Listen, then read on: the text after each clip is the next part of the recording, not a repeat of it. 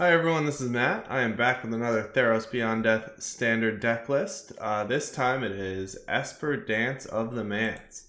I've been tuning this list for a little while. It's actually based on a deck that I played during the Historic Challenge to a lot of success. And a couple of the key cards are Doom Foretold and then Dance of the Manse. Essentially, we are going to load up the battlefield with a bunch of enchantments and artifacts, play a Doom Foretold, and then our late game is rebuying all of those enchantments and Doom Foretold with Dance of the Manse.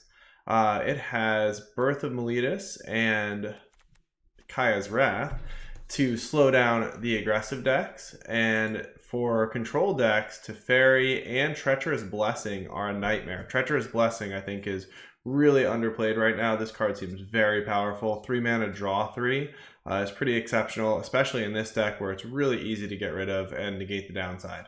So we're going to take this deck into the Standard Metagame Challenge and see how we do.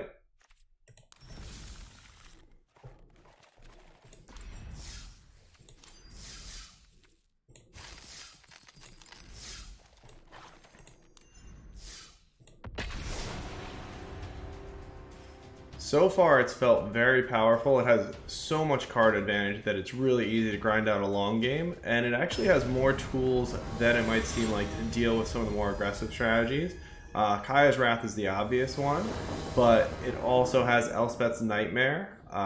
The Birth of Meletus can really slow down aggressive decks, and Oath of Kaya as well. So this is a great opening hand. We are going to keep. Looks like we are playing Mono Black. This is definitely one of the more popular decks in New Standard.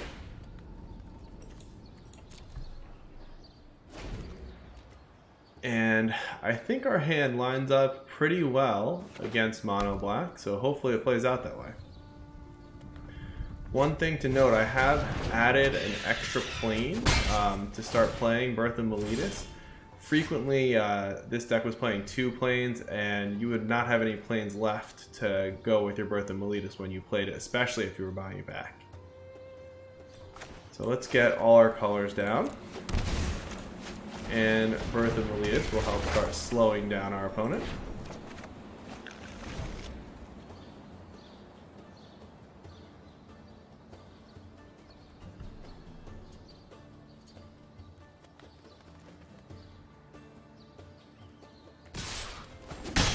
Looks like they may be missing their 3rd land drop here.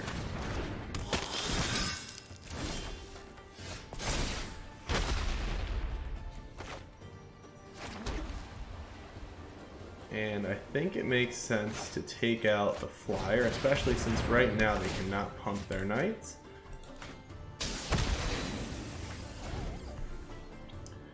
And that 0-4 might do some work this game.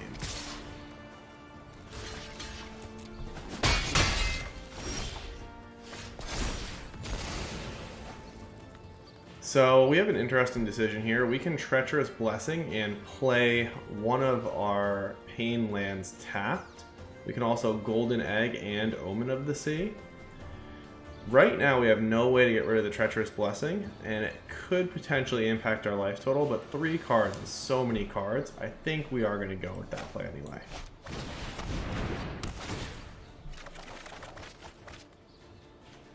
And as I mentioned, we'll play one of our Pain lands tapped. And we can pitch our other Pain land.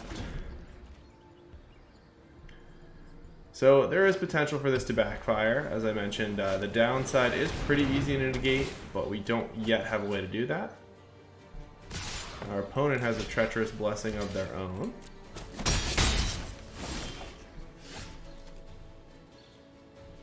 Elspeth's Nightmare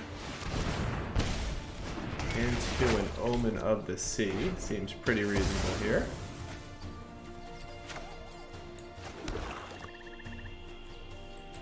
And we'll go ahead and hold off on casting that Omen of the Sea until we see what our opponent's up to.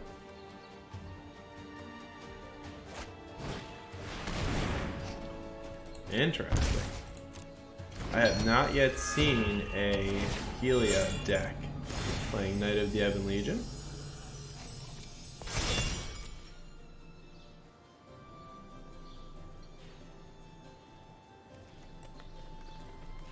Let's go ahead and draw a card. We already have a golden egg, and we do not need any more lands, so we'll put those both on the bottom. Oh, that is an excellent draw. Oh, we are playing another Doom Foretold deck. Very interesting.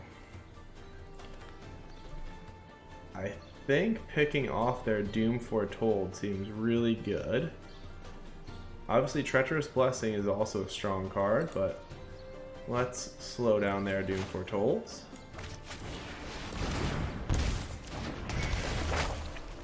Take out their Knight. Scry. There we go. And that will finally allow us to start negating the downside of our Treacherous Blessing. I feel good about this matchup only because our late game seems so much stronger. We have Dance to buy everything back. I don't know that they have any way to buy back their enchantments.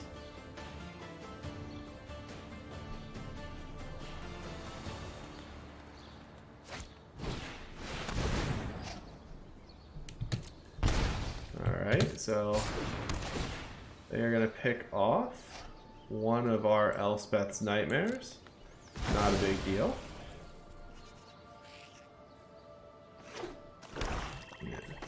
Our other one will go ahead and take out their graveyard just in case they do have some ways to buy back. We did see Ephemia, so that could generate them a little bit of advantage, and it's good to keep it off the board.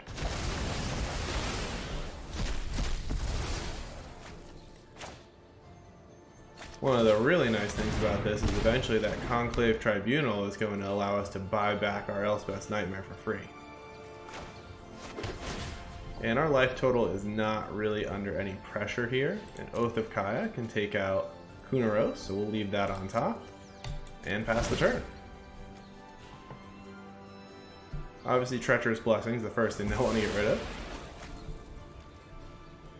Doom Foretold is a really nice answer to some hard to deal with creatures like the gods and also the Dream Trawler. Alright, they're going to go ahead and draw 3 more.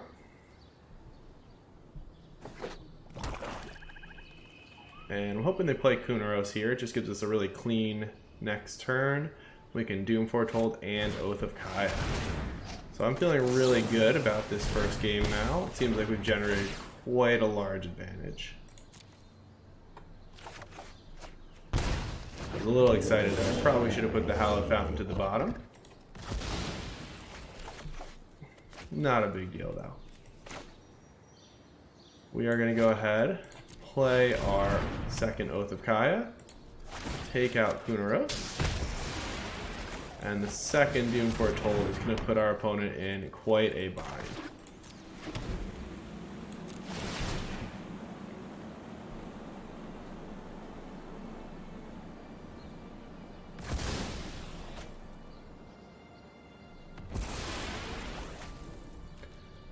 Now, the one advantage the straight black-white Doom Foretold deck has is they can use Castle Locthwain to generate some additional advantages. Here, it doesn't seem like that's going to come into play too much, especially when they already have a ton of cards in hand. They can't even deploy all their resources.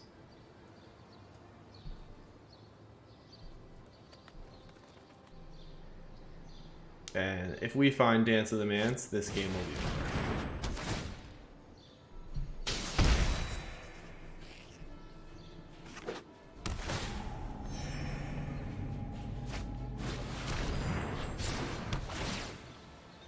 Conclave Tribunal does slow us down a little bit. We'll go ahead and sack our Oath of Kaya. And at this point, I think it's worthwhile to scry.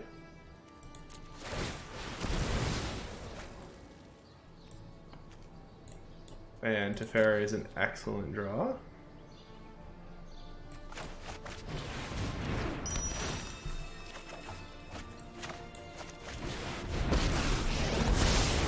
Right on schedule. And this is kind of a blowout against our opponent here.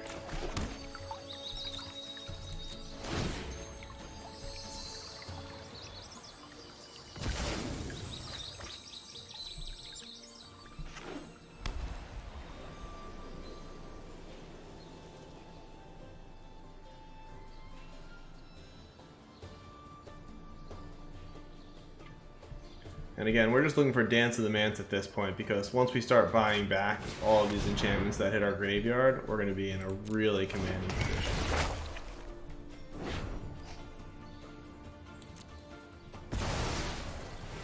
So they do take out our Elspeth's Nightmare, but that does leave us with the ability to potentially use Teferi's Bounce again in a few turns.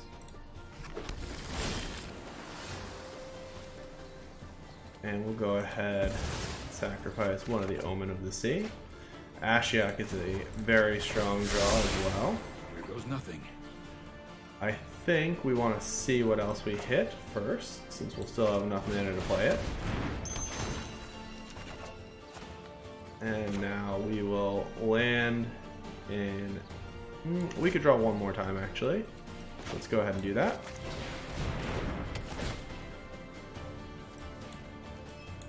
And still just looking for Dance.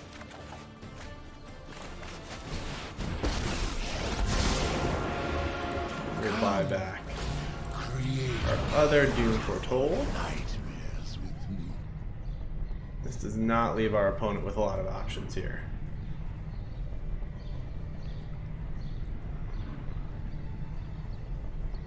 So as I mentioned, against the grindier decks, the amount of card advantage that this Esper Dance list can generate is just astronomical. Recoil to the recess of your mind. So here, one of our Doom Foretolds will go off, and our opponent will be left with just a single Conclave Tribunal.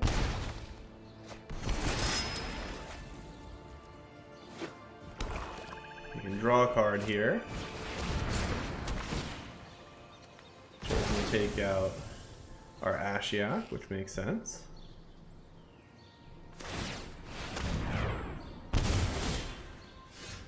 Go ahead and sack one of the eggs. Yeah, and they've seen enough.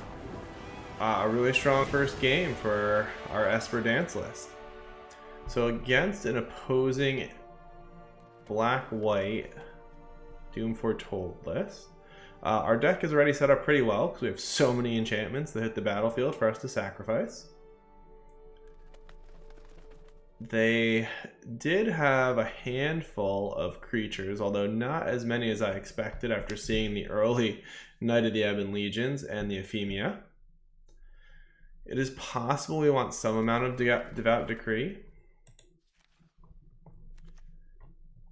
D-Spark could be really nice as a way to exile their Doom Foretolds. What do we want to cut is the real question.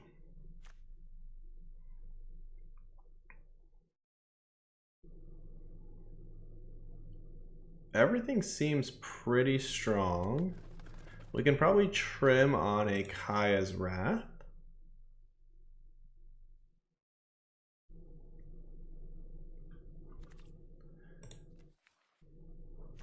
And we did see Heliod.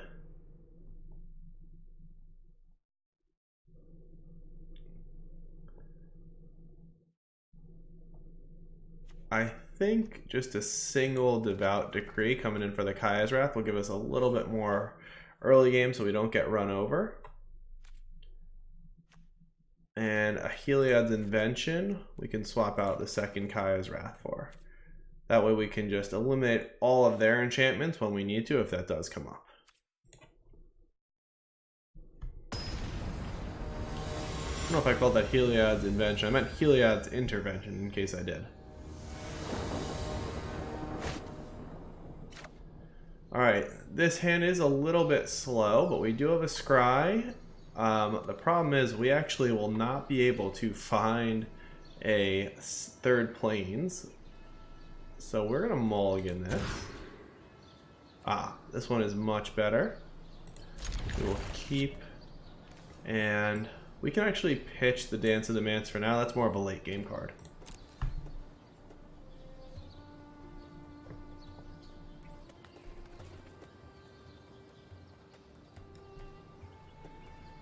One thing that I'm still trying to work on is not just keeping any mix of lands and spells. Certainly that is a good starting point, but some hands just won't get you there at any reasonable amount of time against your opponent.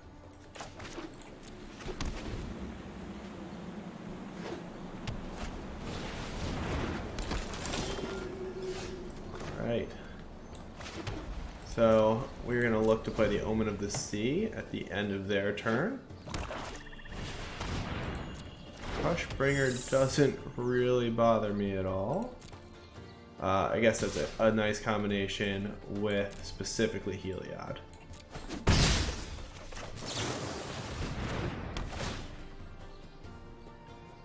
Wow, a second Doom Foretold I think is going to be really strong, and they have no black creatures out there right now, so we'll pitch the Devout Decree. And a Treacherous Blessing will help us find our fourth land.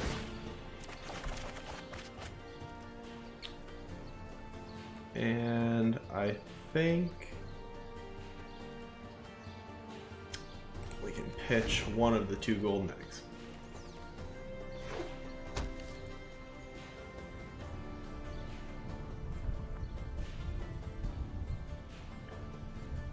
So our Doom Foretold will let us negate the Treacherous Blessing, as I mentioned earlier. And once we get 2 Doom Foretolds down, if they stick, we should be in really, really good shape. Even if they have a way to deal with one of them, having the backup is certainly really nice. We'll go ahead and see if this one can stay on the battlefield. Looks like they're going to draw a card here. That's a good sign.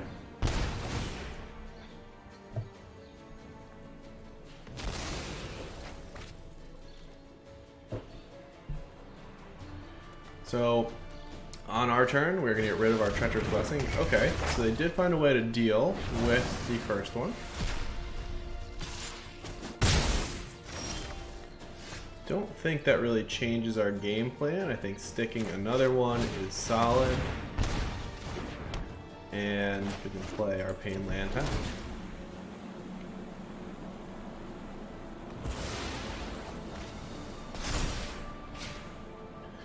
The second saga of Elspeth Conquer's deck is actually quite annoying against us, as pretty much all of our cards are non-creature cards.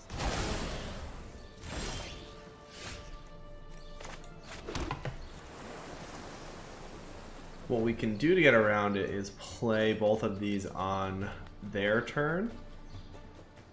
But that does mean we cannot play anything on our turn. So go ahead and pass here.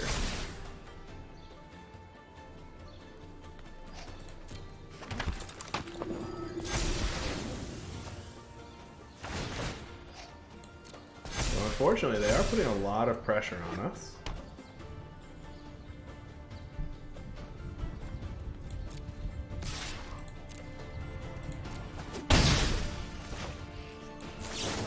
Let's see if we can find potentially a Kaya's Wrath. Ooh.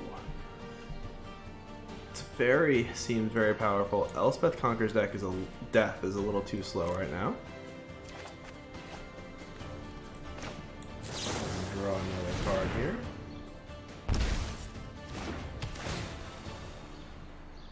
And there is the Kaya's Wrath.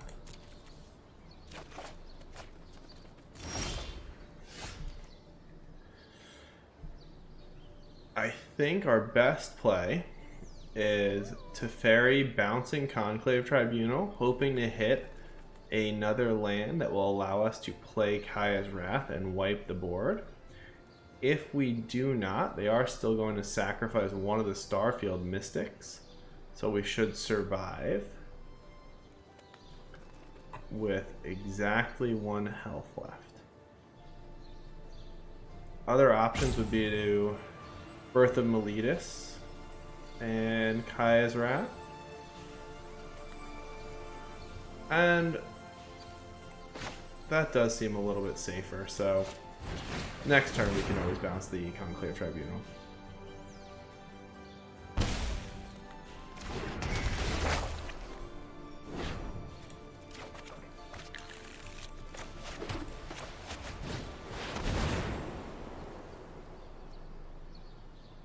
So it looks like they're drawing again.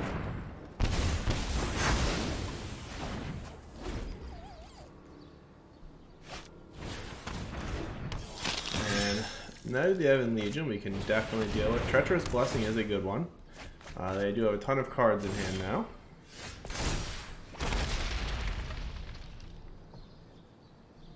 It also really makes Doom Foretold quite a bit worse. Let's go ahead though and play our Teferi out. Sorry I'm late. Alternatively, we could bounce our own Treacherous Blessing. That doesn't seem nearly as good. We'll give them back the Conclave Tribunal if they would like to recast it. We did find Dance as well. Seems like the second Doom Foretold is just really strong here.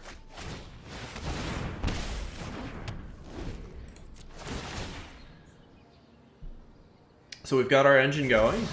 We're definitely a little bit low on life. We will be sacrificing our Treacherous Blessing. Ooh, I don't think they meant to pump that.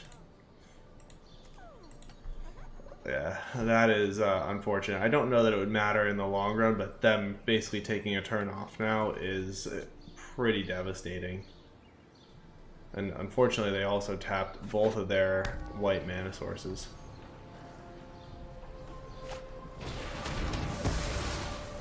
Yeah, the Elder Spell is not quite going to get them there. Start out by getting rid of that Treacherous Blessing. A little bit of life gain is certainly welcome. I think at this point it is Dance of the Manse time. And that should really do it. We'll go ahead and grab the island. And we can dance for 6. So let's do it.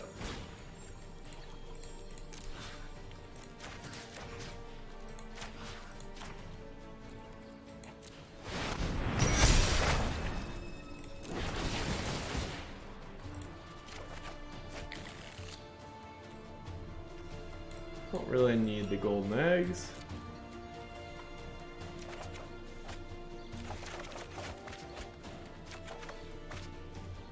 And we can pitch the Pain Lands.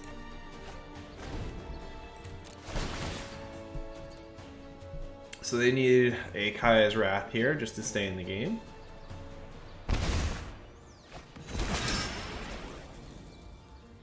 And having a second dance in hand now that we can also buy back the Doom Foretold with is really nice. They did find the Wrath. And an Infuriate. Problem for them is this is unfortunately just going to be an even better Dance of the Manse. We're not in danger of decking yet, so we don't have to worry about that. I'm wondering if we can dance and play Teferi here. Don't know that we can and still get them to be creatures. So let's just dance for 6 again. Or I guess 6 or 7. We've already played our land. We don't have anything on 1 mana, so we'll just dance for 7.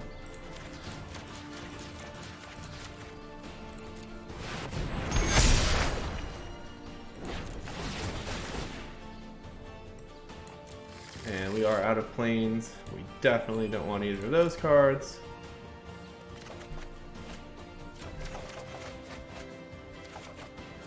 And we got our other dance.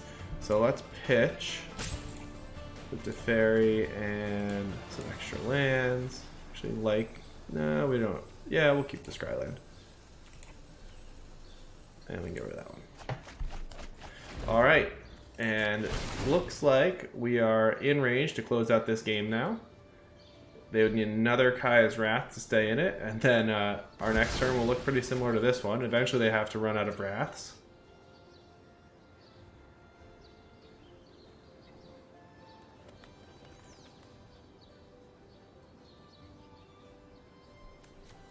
And at this point, as I mentioned, we're just flooding them and overrunning them with our card advantage, so there's really no way for them to draw nearly as many cards as we are at this point.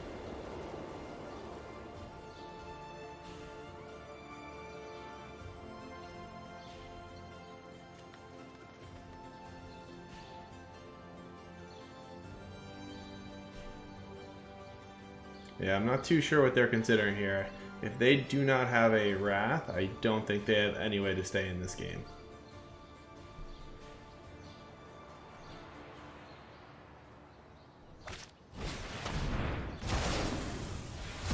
Legion's End is not going to do it. They can take a peek at our hand, though.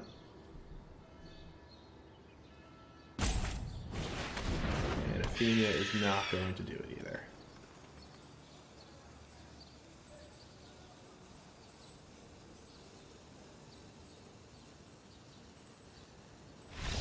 Alright, round 1 of the Standard Metagame Challenge in the books. A nice 2-0 victory, and the deck feels really powerful.